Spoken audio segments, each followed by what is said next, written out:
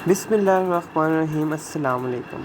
आज हम बना रहे हैं बहुत ही मज़ेदार प्याज और अंडे के पकोड़े, जो खाने में बहुत मज़ेदार हैं और बनते भी बहुत इजी हैं। तो मैंने प्याज जो हैं वो काट लिए हैं। साथ में मैंने लेना है एक अंडा, वो भी हम इसमें ऐड कर देंगे। रमज़ान में आप ये पकोड़े ज़रूर बनाएं, और वैसे भी अगर बारिश का मौसम हो और आप ये पकोड़े बनाएं तो आपको बहुत मज़ा आएगा। तो मैंने जो एग है वो इसमें ऐड कर दिया। साथ में मैंने सूखा धनिया 1 टीस्पून ये ले लिया है, ये भी हम इसमें ऐड कर देंगे। साथ में मैंने थोड़ा सा तकरीबन हाफ़ टी स्पून लहसुन अदरक का पेस्ट मैंने लिया है, वो भी इसमें ऐड कर देंगे। और साथ में हम इसमें ज़ीरा तकरीबन हाफ़ टी स्पून ये इसमें ऐड कर दिया मैंने। साथ में हम इसमें ऐड करेंगे सुरख मिर्च हाफ़ टी स्पून, और नमक जो है वो भी हाफ़ टी स्पून। आप टेस्ट के मुताबिक कम या ज़्यादा सॉल्ट कर सकते हैं। अब इसको मिक्स कर लेंगे, और आप चाहें तो यहाँ ग्रीन चिली और धनिया भी यूज़ कर सकते हैं, मैंने इसमें यूज़ नहीं किया। तो इसको हम अच्छे तरीके से मिक्स कर लेंगे।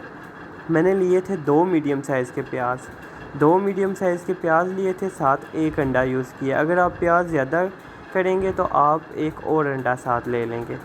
तो इसको हम अच्छे तरीके से मिक्स कर लेंगे।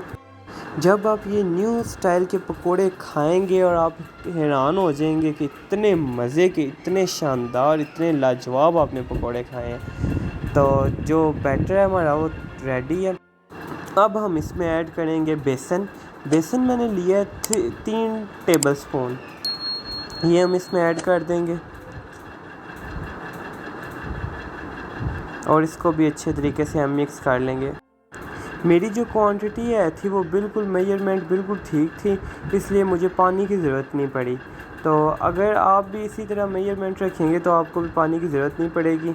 तो अगर आपने प्याज जो है वो ज़्यादा कर लिए तो आप एक अंडा और डाल लेंगे, तो हम इसमें पानी यूज़ नहीं करेंगे।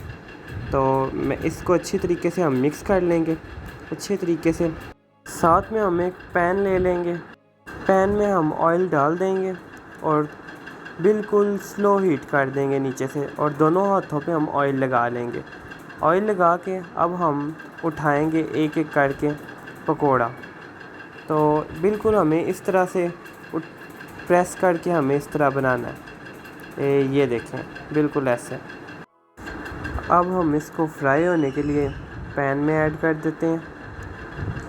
इसी तरह एक एक करके हम सारे पकोड़े इसमें ऐड कर देंगे। अगर आप वीडियो पे नए हैं तो चैनल को सब्सक्राइब कर लें, वीडियो को लाइक कर लें और बेल आइकन को क्लिक कर लें, ताकि हमारी नई आने वाली वीडियोस आप तक पहुंच सकें।